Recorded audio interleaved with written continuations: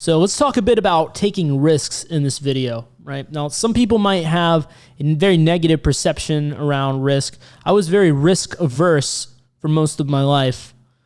But one thing that you have to realize is the amount of success that you can have in your life is directly proportional to the amount of risk you're willing to take.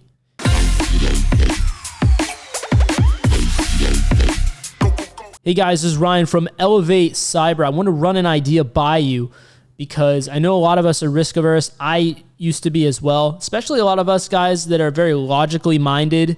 As a lot of people in the security space or people that are drawn to this security area, the security field, we tend to be very logically minded people. And logic can be a very powerful thing, but sometimes we can have a tendency to be very risk averse, even if the logic doesn't necessarily check out. That is the interesting part, right?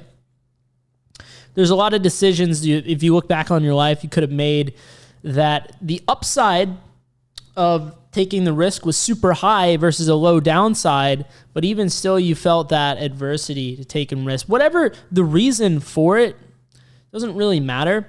What you need to understand is that in order to, if you're not willing to take risks, right? If you're not willing to put yourself out there, you're going to be very limited in what you could accomplish. Let's just, take the OSCP, for example, right? The very easy example to make. A lot of people in watching this video know what that is, right?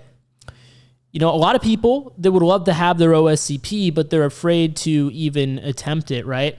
So instead they do things like just do prep content for OSCP, right? Maybe it's like doing some CTF boxes, like the TJ null list, which I put out in a recent video, or maybe they just do, they read some guides, but they never actually take that leap of signing up for the OSCP and officially scheduling everything. And a part of that is the fear of failure, right? Maybe feeling that they might not be good enough. What if they're not good enough? What if they're not enough, right?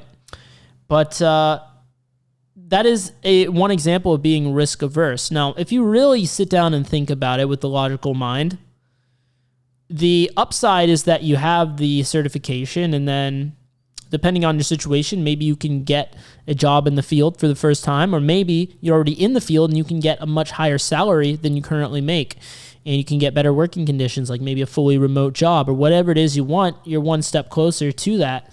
Now, at the worst case, you don't get the OSCP and then you're short, $1,300 or so, assuming that your company wouldn't pay for it. Sometimes, depending on your company, they may actually pay for it as well. So maybe it's contingent upon you passing. It really depends. But the point being is that's one example that the upside is much better than the potential downside. And so if you don't take that risk, right, if you're not willing to take the risk of putting yourself out there, potentially failing the exam, potentially losing out on $1,300, then you'll never be able to get the upside of having the OSCP, right? And then in a similar vein, there's also other things as well.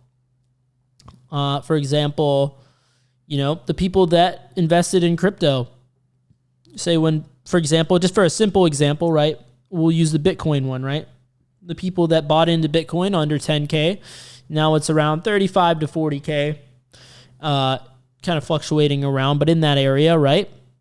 At the time when they bought it for, say, $3,000 for one Bitcoin, it was a lot more of a risky proposition. I mean, you can even make the argument, most certainly, that now it's still viewed by many as a risky proposition, and it has the upside to go much higher than it is now, right?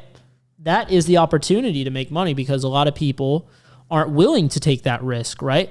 But you'll never be able to make those gains, right, if you are not willing to take the risk, push the button, and buy some. Now, this is not financial advice by any means, just a simple example, right? And so we can really apply this, as you see, across domains, across areas in life where, you're going to have to take some risk, right, in order to get what you want. Right? You're going to have to go out there and look for other jobs. If you want to increase your salary by, say, $20,000, right? You're probably not going to be able to get a raise for that. So you're going to have to go out and apply for jobs. Now, you might get turned down by a lot of employers, right? You could do bad in a lot of interviews. You could get rejected quite a bit. but you're not going to be able to experience that upside if you're not willing to take the risk and face the potential rejection, failure, whatever you want to call it. And I think it's very important to keep this in mind. It could also look like investing in yourself, right? Maybe there's some skill you want to learn, and it's going to cost quite a bit of money to buy a course that will really fast track you there. And in the worst case, you're just short a couple $1,000s. But on the upside, you now have a new skill, marketable skill that you can use to make a lot more money, right? That's a really high potential upside for a fairly low to moderate downside. So that is a risk that I would be looking at as, okay, how can I make this happen, right? So whether it's investing in yourself or it's, getting into an investment or, trying to achieve something, in order to get that upside, to have the chance to experience that, you must be willing to take the risk. So take more risks if you didn't get anything else from this video. And while you're at it as well, go ahead and subscribe to the channel if you watched to this point. And just go ahead and smash the like button as well and to help get the message out there. And if you are eager to pursue your goals of maybe OSCP, if that happens to be it, I'll see you guys right over there with the videos on screen now, what you need to know for OSCP. Thanks for watching.